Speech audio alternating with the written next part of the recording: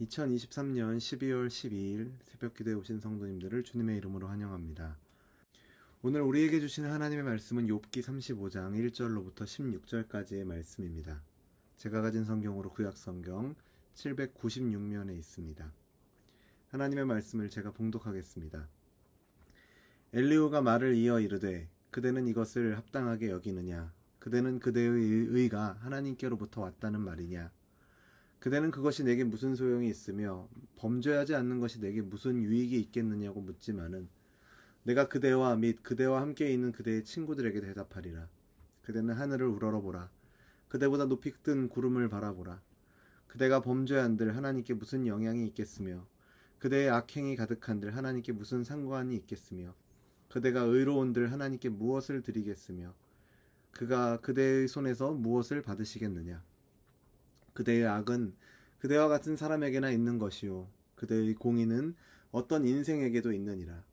사람은 학대가 많음으로 부르짖으며 군주들의 힘에 눌려 소리치나 나를 지으신 하나님은 어디 계시냐고 하며 밤에 노래를 주시는 자가 어디 계시냐고 말하는 자가 없구나.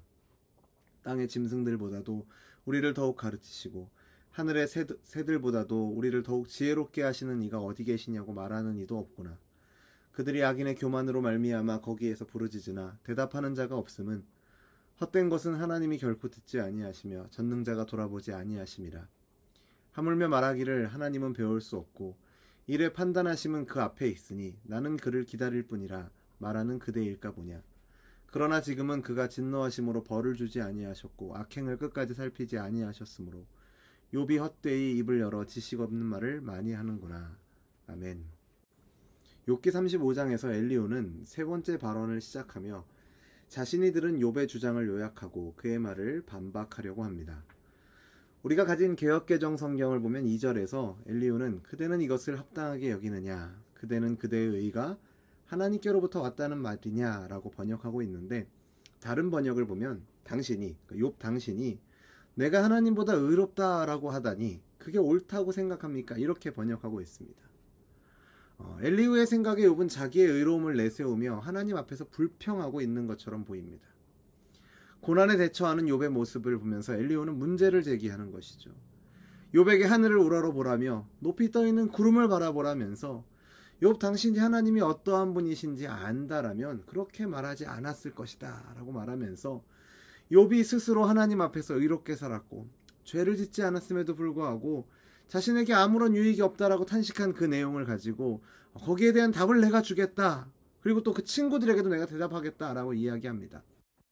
만약 엘리후가 여기에서 제대로 답변을 했다면 어째서 의인이 고난을 받는가? 당신이 의인이라고 말하는데 왜 고난을 받는가에 대해서 제대로 답변을 했다라면 아마도 욥기에서 등장하는 모든 인물 중에 가장 지혜로운 자가 되었을 것입니다. 하지만 엘리후가 제시하는 답변은 어처구니없게도 사람이 죄를 범하든 의로운 삶을 살든 하나님과는 아무런 상관이 없다라는 쪽으로 나아가는 것이죠. 엘리후는 악과 의의 문제가 이 사람의 영역에 속해 있기 때문에 인간의 의로움이나 악함은 인간들 사이에서만 의미가 있을 뿐이라고 이야기합니다. 쉽게 말하면 엘리후는 하나님과 인간을 멀리 떨어뜨려 놓은 것입니다. 하나님은 인간이 선을 행하든 악을 행하든 관심이 없고 인간이 무슨 일을 하더라도 하나님께 영향을 끼칠 수 없다라고 말하는 것입니다. 엘리후의 이러한 극단적인 주장은 자신의 의로움에 대해 한치의 의심도 없는 욥을 꺾기 위해서 지나치게 과장하는 것처럼 보입니다. 엘리후가 보기에는 욥 스스로 나의 의가 하나님으로부터 왔고 하나님의 심판에 대해 납득하지 못하는 마치 자신이 더 의로운 듯이 말하는 주장을 막기 위해서 과장해서 말하고 있지만 사실 이러한 과장은 진리를 왜곡하고 있는 것입니다. 엘리후가 주장하는 것은 성경에 기록된 하나님의 성품을 정면으로 반박하고 있는 것이죠. 하나님과 인간이 관계가 없다면 도대체 왜 하나님은 자기 백성을 택하시고 율법을 주시고 죄인을 벌하시고 의로운 삶을 살도록 가르치셨냐라는 질문이 자연스럽게 제기될 수밖에 없습니다. 엘리후는 고난 속에 있는 욥을 정죄하고 또 욥을 논리로 제압하지 못한 나머지 세 친구들을 향해서 압도하기 위해서 무리한 주장을 펼치게 됩니다. 마치 자신이 하나님 편에 서서 욥을 비난하는 것이라고 생각했겠지만 결국 그의 주장은 우리와 하나님은 상관이 없다라는 엉뚱한 결과에 이르고 맙니다. 이어서 엘리후는 사람이 고통 가운데 부르짖는 것은 아무 의미가 없으며 하나님은 그 부르짖음을 듣지 않으신다라고 주장합니다. 엘리후는 세상에서 왕과 같은 강한 자들에게 눌려 학대를 당하며 고통스러워하면서도 창조주 하나님이 어디 계시냐고 찾는 사람이 없다. 사람을 지혜롭게 하고 존귀하게 만드시는 하나님을 찾는 사람이 없다라고 말합니다. 엘리후가 보기엔 사람들이 교만해서 고난이나 압제에 처해 고통을 당하더라도 하나님의 섭리와 그 섭리의 합당함을, 그 섭리의 지혜를 인정하지 않는다라고 생각했던 것이죠.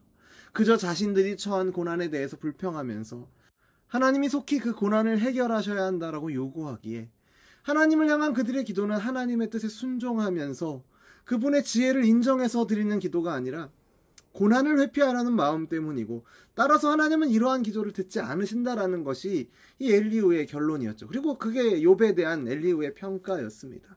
그러니까 결국 엘리후는 욥에게 더 큰 심판을 받기 전에 회개하라라고 돌려서 말하고 있는 것입니다. 이러한 엘리후의 말은 욥이 처한 고난과 그 상황에 대해 제대로 이해하지 못했다라는 문제가 있습니다.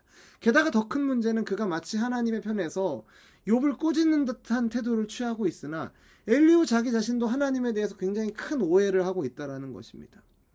하나님은 세상의 악으로 인해서 신음하는 사람들의 기도를 들으시는 분입니다. 그럼에도 불구하고 엘리후는 하나님을 바라고 은총을 기다리기로 결단한 욥의 기도와 말은 다 헛된 것이라고 주장하고, 아예 하나님은 의인의 기도를 듣지 않으시는 분이라고 결론을 내리고 있습니다. 그러나 이것은 자기 백성의 부르짖음을 들으시는 하나님의 성품과는 완전히 반대되는 주장이죠. 욥의 친구들을 꾸짖고 또 자기의 지혜로 하나님을 변호하려고 했던 엘리후였지만 오히려 완전히 하나님을 부인하는 결론에 이르고 있는 것입니다. 엘리후의 말과는 반대로 하나님은 이 땅에서 일어나는 일에 관심이 많으신 분이십니다. 거대한 제국의 흥망성쇠를 주관하시는 분도, 개인의 소소한 하루를 지켜주시는 분도 하나님이십니다. 그러한 관심과 애정의 극치가 바로 예수 그리스도의 성육신 사건 아니겠습니까? 하나님은 독생자를 보내셔서 인류의 모든 죄를 감당시켜서 모든 사람이 구원에 이르는 길을 열어놓으셨습니다. 이 사실 앞에서 누가 감히 하나님이 인생에 관심이 없으시다라고 말할 수 있을까요? 정확하게 말하면 하나님이 인생에 관심이 없으신 것이 아니라 죄인들이 하나님께 관심이 없다라고 말해야 할 것입니다. 우리도 때로는 고통 속에서 부르짖으면서 하나님이 침묵하신다고 느낄 때가 있습니다. 그래서 엘리후처럼 생각할 수도 있습니다. 하나님은 나에게 관심이 없으신가? 기도해도 소용이 없구나. 하지만 그렇지 않습니다. 하나님은 우리의 기도를 다 들으시고 고통에도 공감하십니다. 하나님이 세상을 이처럼 사랑하사 독생자를 주셨으니 이는 그를 믿는 자마다 멸망하지 않고 영생을 얻게 하려 하심이라. 사랑하는 성도 여러분, 혹시 엘리후와 같이 하나님에 대해서, 하나님의 통치와 섭리에 대해서 비관적인 마음이 들 때가 있다면 우리 하나님 아버지께서 세상을 사랑하셔서 영생을 얻게 하시려 한다는 이 말씀을 떠올리시기 바랍니다. 물론 이 답을 얻기까지는 많은 고민과 의문이 생길 수 있습니다. 욥기 전체의 내용 속에서 계속 비슷한 이야기가, 비슷한 논쟁이 길게 반복되는 과정이 있는 것처럼 때로는 우리의 삶 속에서도 정확한 해답을 얻기까지, 그 해답을 위한 정확한 질문을 던지기까지는 거기까지 나아가는 과정이 있습니다. 그 과정이 필요합니다. 욥기에서도 긴 논쟁의 과정을 통해서 그 마지막 부분에 하나님께서 등장하시는 것처럼 많은 경우 우리도 때로는 실수하고 같은 지점을 맴도는 것처럼 느껴질 때도 있을 것입니다. 하지만 그 과정을 통해서 우리의 인생의 진정한 해답이 되시는 하나님께서 저와 여러분의 삶 가운데 찾아오시는 것을 더욱 선명하게 그분을 알게 되는 일들이 있기를 주님의 이름으로 축원합니다. 그렇게 인도하시는 성령 하나님의 도우심을 구하며 오늘 하루도 그리스도 예수 안에서 참 소망을 얻으시는 저와 여러분 되기를 주님의 이름으로 축원합니다. 기도하겠습니다. 하나님 아버지, 오늘도 우리에게 귀한 하루를 허락하여 주심을 감사드립니다. 이 하루를 통해 우리가 하나님을 더욱 알아가기를 원합니다. 어떤 노력으로도 하나님을 다 알고 이해할 수 없지만 하나님께서 우리에게 당신을 계시하신 것을 우리가 온전히 알게 하여 주옵소서.